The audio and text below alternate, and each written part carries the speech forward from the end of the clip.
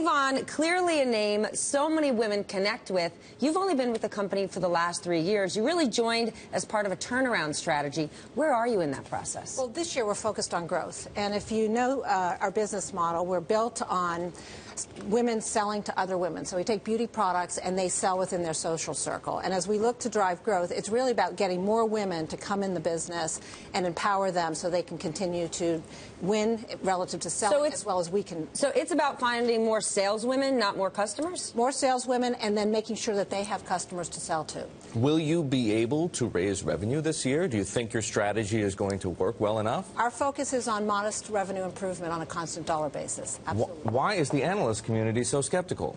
Well, the analyst community, I think, is really looking at our past performance. We have an opportunity to continue to show quarter-on-quarter improvement. And as you saw, second half of last year, we showed improvement on top line and bottom line performance. So we're continuing to build on that momentum in 2015. Why has the turnaround been as challenging as I presume it has to have been, judging from the stock price? Well, certainly, as we look at the relationship with women, it's important to make sure that they have the trust that we are going to continue to support them. And we had some challenges in some of our markets by some of the decisions we made. We're moving beyond that. We've built a strong new team. I'm really proud of our management team.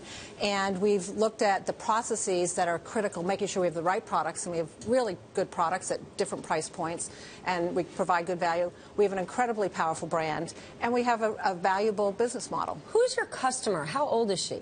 Depends on where you are in the world. So if you go to a place like Turkey or Russia, they tend to be, the average age is about 30 plus, a little bit older in the United States. Since you do so much business abroad, how hard is it for you to deal with the strong dollar right now? So one of the things we're looking at is making sure that we keep the representatives and consumers engaged. So looking at the appropriate price points, making sure that we have value at all tiers, and supporting our representatives and consumers. Because over time, you know, we're still very bullish on the emerging markets. 75% of our business is in emerging markets. And so it's making sure that we continue to focus on the consumer, and at the same time looking at how we can get cost out of the business so that we balance that. What percentage of your non-labor costs are in U.S. dollars?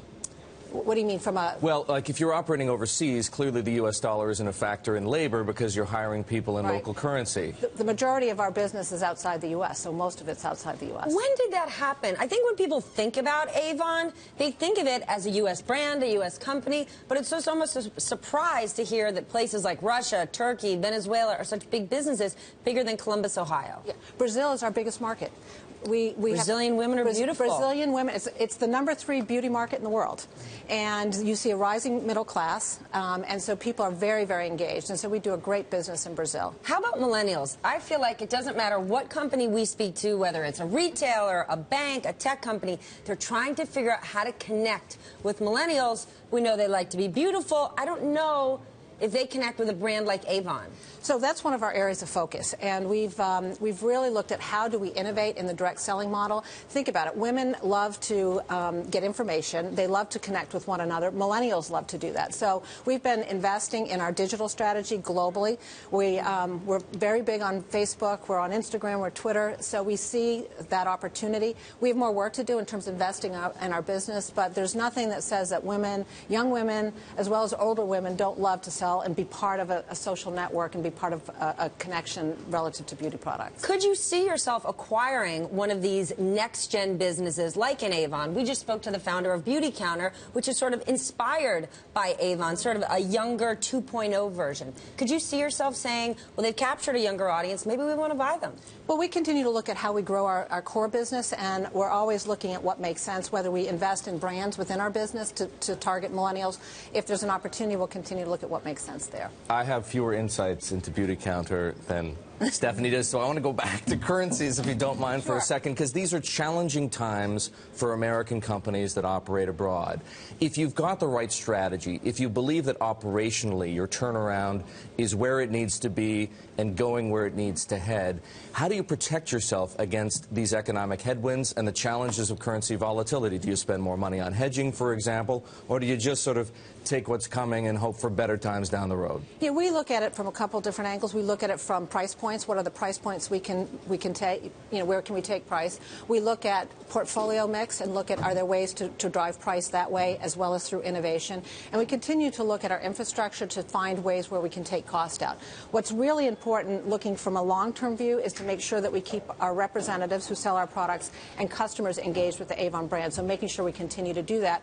Looking at the infrastructure, on the other hand, to make sure we take cost out. Now, when you talk about price points, are you talking about the challenge of, or the need to maintain prices in local currencies where they are now, or your opportunity to raise prices to reflect your costs in U.S. dollar terms? It depends on the market, and so we're very thoughtful about making sure we're looking at where the inflation is going, but also making sure that we're doing it in a way that's responsible to keep our representatives engaged. If we go too high, we lose representatives, and that impacts our bottom line. So we're looking at that balance to make sure that we're keeping her engaged at the same time looking at our profit margins. We talk about economies like Brazil and China being under pressure, but India has been a high flyer. Is it a big market for you? It's a small market for us, but Indian women are also looking for opportunities. They're very committed to working in their home, but they also want part-time jobs outside their home. So we see this as a huge opportunity for us moving forward. How many women do you employ?